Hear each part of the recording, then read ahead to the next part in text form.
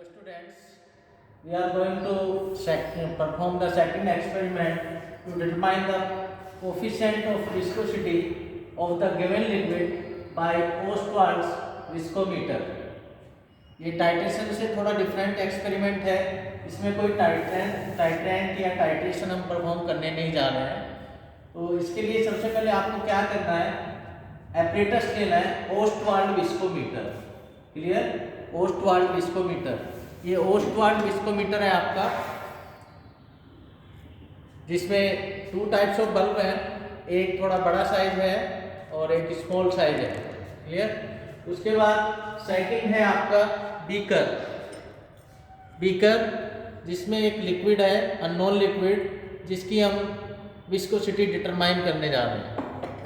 And third is wash bottle, ये wash bottle है जिसमें डिस्टिल्ड वाटर हम रखते हैं। तो उसके बाद हम देखते हैं थ्योरी में क्या है। The Ostwald viscometer method is based a Poiseuille equation. जो पोइजली इक्वेशन है वो है आपका eta is equal to pi R 4 T P upon 8 V L, where V is equal to the volume of the liquid, viscosity eta, flowing in time t through a capillary tube of radius r and length l, where P is hydrostatic pressure of liquid. If T1 and T2 are flow times required to flow for equal volume of the two liquids from the same length capillary tube, then from the equation eta 1 is equal to pi P1 R4 T1 upon 8L for second liquid। ये first liquid के लिए था आपका। For second liquid जो viscosity होगी आपकी वो होगी पाई P2 R4 T2 upon 8L। Clear? अब हम क्या करते हैं, दोनों को बैलेंस करते हैं इक्वेशन को। तो eta 1 upon eta 2 is equal to P1 upon P2 into T1 upon T2, T1 upon T2,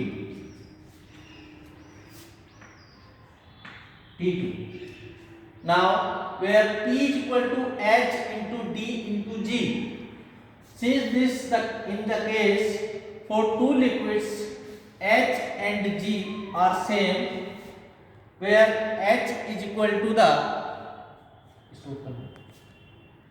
so since in this case for two liquids H and G are same, J is the gravity. Clear? Then eta 1 upon eta 2 is equal to D1 upon D2 into T1 upon T2, where D1 is density of liquid, D2 is density of water, T1 flow time of water and T2 flow time of water. Eta 1 the viscosity of liquid and eta 2 is viscosity of water. Now we are performing the practical। ये viscometer है, इसमें आपको छोटे bulb की side में bulb से ऊपर एक मार्क है X और नीचे है 1। क्लियर? तो इसमें सबसे पहले क्या करना है आपको, क्रोमिक एसिड से इसको थोड़ा रिंस करना है। क्रोमिक एसिड क्या है आपका, क्रोमिक एसिड में K2Cr2O7 potassium dichromate and H2SO4 का मिक्सचर है, जो क्रोमिक एसिड है आपका। इसको हम रिंस कर लेते हैं थोड़ा सा।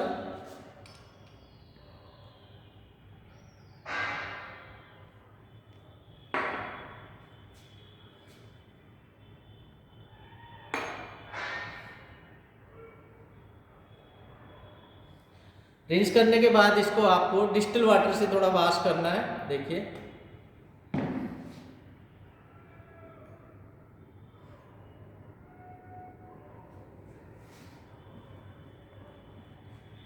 नाउ इसमें आपको बड़े बल्ब की तरफ से एक डिस्टिल वाटर डालना है सबसे पहले। with the help of pipette.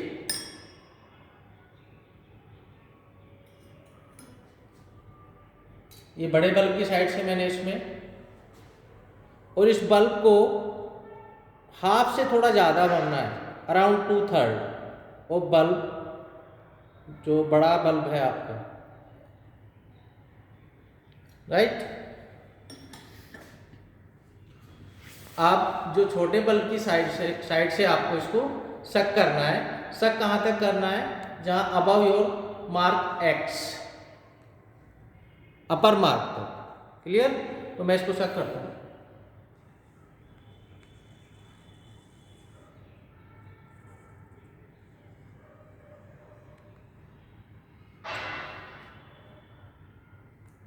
मैंने बताया था कि ट्रांसपेरेंट जो सॉल्यूशन है उसमें आपको लोअर मेनिस्कस देखना होता है, तो इसमें आपको लोअर मेनिस्कस देखना है।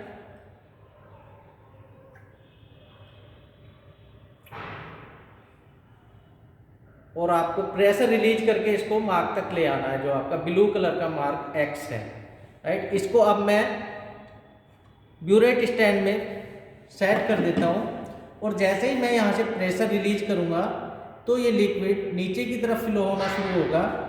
तभी मुझे आपका स्टॉप वॉच ऑन करना है। स्टॉप वॉच ऑन करना है जब तक ये लिक्विड यहाँ तक सेकंड मार्क आपका वाई तक रीच नहीं करता है। क्लियर? तो 1 0 नहीं है, 1 2 3 सेकंड्स कितना है?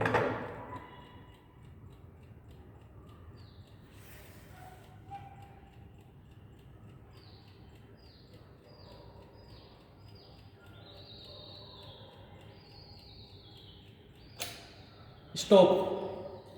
यह आपका है 15 16 17 18 सेकेंड्स। कितना है? 18 सेकेंड्स। वाटर के लिए आपकी फर्स्ट रीडिंग कितनी आ जाएगी? 18 सेकेंड। वाटर कहाँ है इसमें? टाइम फिल ऑफ वाटर, यह आ जाएगी फर्स्ट रीडिंग आपकी 18 सेकेंड। जो भी रीडिंग आपको लेनी है वो सेकेंड्स में लेनी है। Now come on the observation table. You can see here is observation table. First one is serial number, second में है water T2।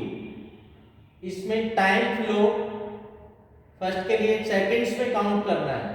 सपोज पहला 18 सेकंड्स मैंने लिख दिया, सेकंड जो आएगा थर्ड जो आएगा उसका मीन लेके इसमें मीन आ जाएगा। जो दूसरा आपका कॉलम होगा वो होगा लिक्विड के लिए, सेम वो भी आपको सेकंड्स में कैलकुलेट करना है। क्लियर? तो हम दूसरी रीडिंग ले लेते हैं अभी वाटर के लिए। अब हम सेकंड रीडिंग लेने जा रहे हैं, बट इस सॉल्यूशन को हमें फेंकना नहीं है, सेम सॉल्यूशन को दोबारा से आपको सक करना है।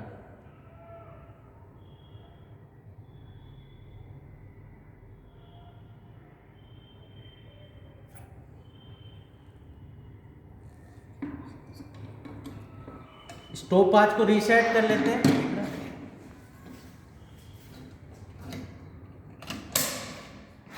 स्टॉप वॉच रीसेट कर लेते हैं।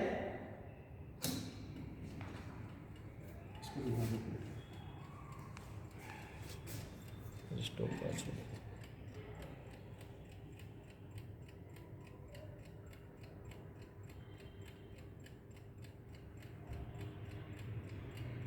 स्टॉप। अगेन आपका 18 सेकेंड्स। क्लियर? कितना है सेकेंड रीडिंग? 18 सेकेंड्स।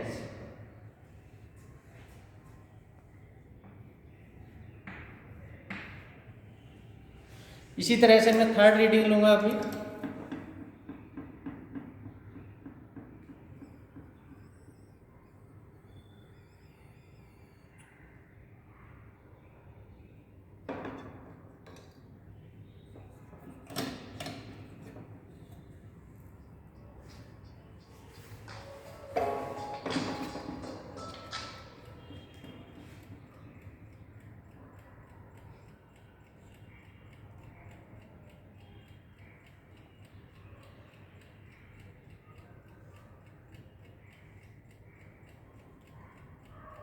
स्टॉप। ये आपका 17 सेकेंड्स आए। कितना है? 17 सेकेंड्स। तीनों का हम मीन ले लेंगे, वो आ जाएगा आपका 18 सेकेंड्स। नहीं आएगा। अब हमारा जो है वाटर से आपका कंप्लीट हो गया एक्सपेरिमेंट। अब हमें क्या लेना है, लिक्विड, जो अननोन लिक्विड की हमें विस्कोसिटी फाइंड आउट करनी है। तो इसको क्या करेंगे, हम खाली कर लेना है।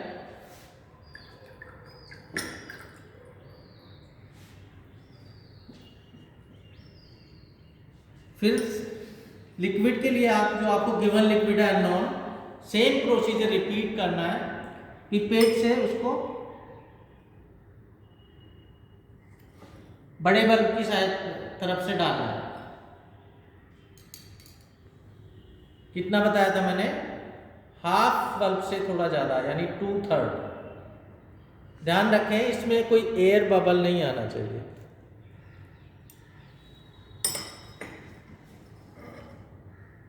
सेम मार्क एक्स तक आपको शक करके लेके आना है, और फिर वहां से प्रेशर रिलीज करके उसको मार्क वाई तक आपको उसका टाइम, फ्लो टाइम नोट करना है। क्लियर?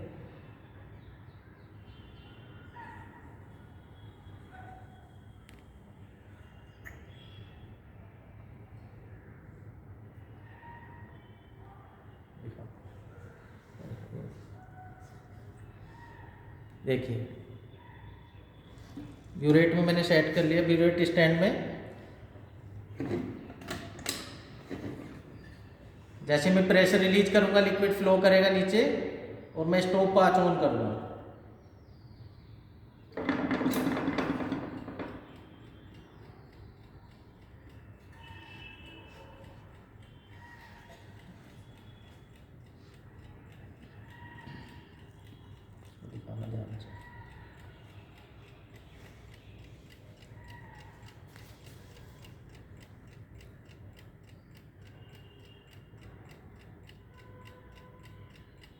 स्टॉप।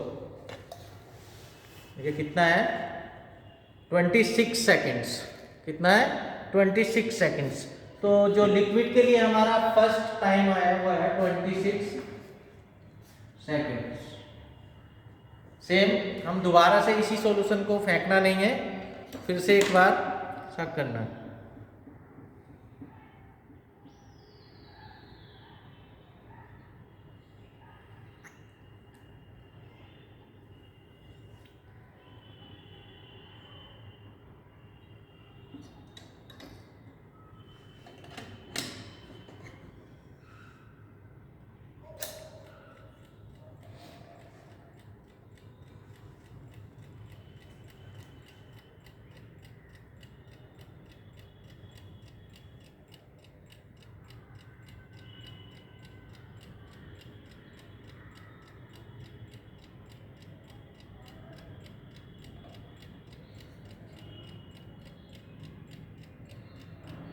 Stop. 27 seconds.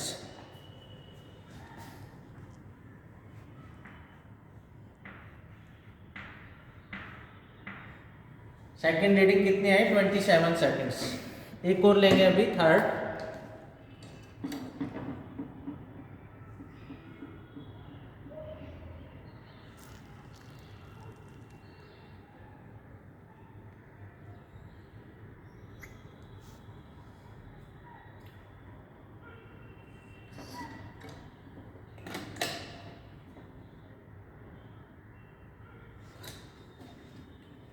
ये थर्ड रीडिंग है, लास्ट रीडिंग आपकी।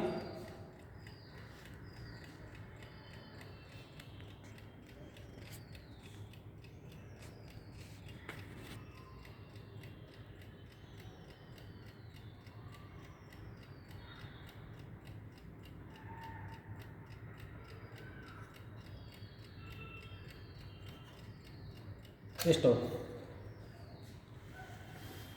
27 अगेन 27 रीडिंग आई। तो मीन लेंगे तो कितना आएगा, 27।